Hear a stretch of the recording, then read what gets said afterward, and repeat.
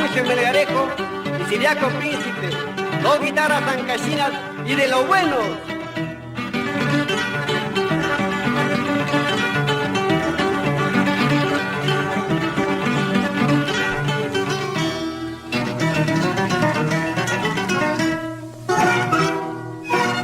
Ay, carrito de Betuanca, llévame hasta mi tierra.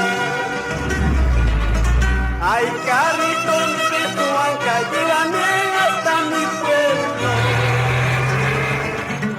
Quiero ver a mi negrita, dueña de mi corazón. Quiero ver a mi cholita, prenda de mi ilusión. Acelera, chofercito, lleven un pelo de frita. Acelera, chofercito, lleven un pelo 80. Quiero llegar tempranito a mi pueblo Caracina. Brindaremos mucha copa por la dicha de llegado.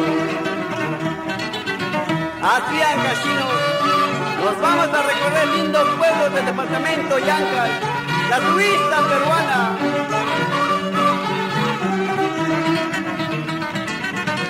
A la subida de Bonococha, poco a poco voy subiendo. A la bacana de Bonococha, con cuidado voy bajando. Paso Cataquinca, Pampa, luego Recuayiguara. Carhuazimanco, pueblo de Yunga, y luego llego a mi cara. Ahora, ¿quién orgullo es para mí decir el nombre de aquella tierra tan singular que es la turista peruana? ¿Quién orgullo es para mí decir el nombre de aquella tierra tan singular que es la turista peruana?